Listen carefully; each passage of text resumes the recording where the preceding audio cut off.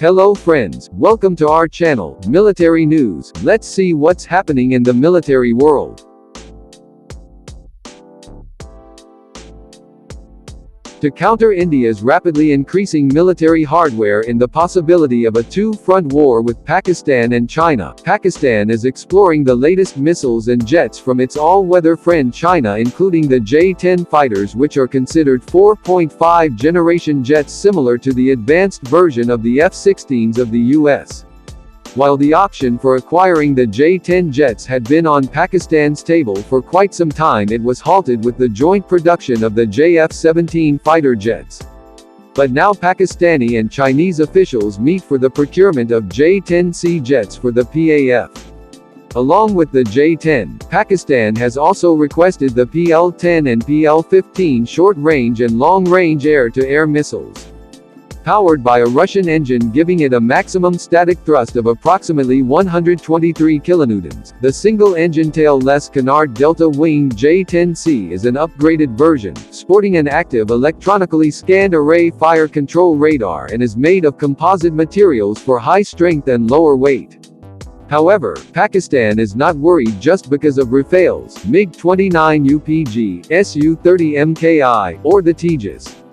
India has also inked a deal with the Russians to procure one of the most advanced air defense systems in the world, the S-400 Triumph, for which deliveries would be starting by the next year. Like the F-16, the J-10 possesses a highly agile, aerodynamically unstable airframe that is stabilized by a computer in its fly-by-wire flight control system. The J-10C model is believed to have capabilities similar to a 4.5 generation fighter jet, something similar to Indian Rafales.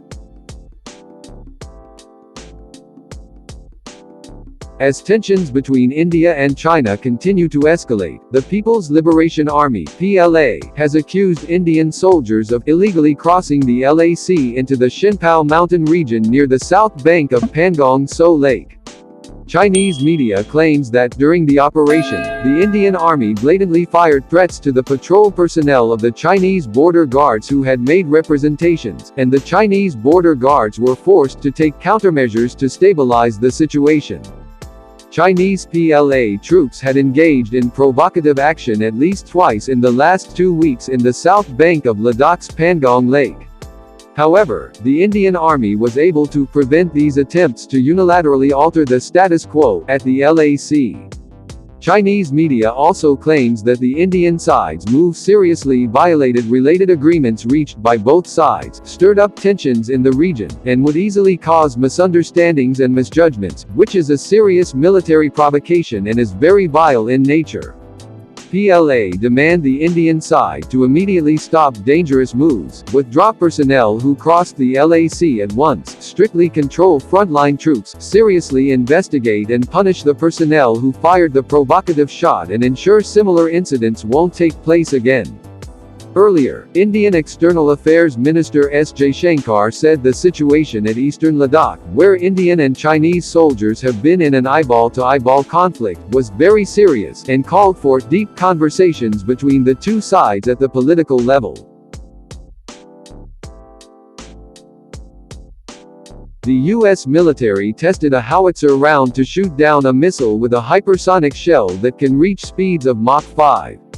This was a major step towards knocking incoming cruise missiles. For the U.S. military, hypersonic rail-gun-launched projectiles are an interesting piece of equipment, and the new tests have confirmed that the development of such a round capable of shooting down enemy aerial targets can save billions of dollars for the American forces in a future war. Tests took place at the White Sands Missile Range in New Mexico, when an M109A6 tracked howitzer fired a 155mm hypervelocity shell at an incoming BQM-167 target drone, shooting it down. The target drone was mimicking a Russian subsonic cruise missile during a demonstration of the Air Force's Advanced Battle Management System that's designed to enable the rapid detection and destruction of incoming missiles. The projectile has been developed jointly by the Army and Navy, and along with the howitzer, it was also fired from a naval deck gun. The idea of a smaller hypervelocity shell to shoot down incoming missiles is revolutionary. This type of system could save taxpayers money, as these can be deployed for medium-range anti-air defense systems to secure strategic locations and provide a cheaper option than the missile systems, and also with a lot of ease in logistics. The Indian Defence Research and Development Organisation (DRDO) has achieved yet another milestone with the successful test flight of the High-Speed Technology Demonstrator Vehicle (HSTDV) using an indigenously developed propulsion system. The test marks an important phase in nearing the goal of having hypersonic delivery platforms, which include development as a carrier vehicle for cruise missiles and civilian applications, including the launching of satellites at a lower cost. The technology give a significant edge and place India in elite group few countries in the world to possess such technology. HSTDV cruise vehicle is mounted on a solid rocket motor, which take it to a required altitude, and once it attained a certain speed, the cruise vehicle ejected out of the launch vehicle. Subsequently, the scramjet engine ignited automatically and it cruised at a speed of Mach 6 and up to the altitude of 32.5 kilometers in 20 seconds.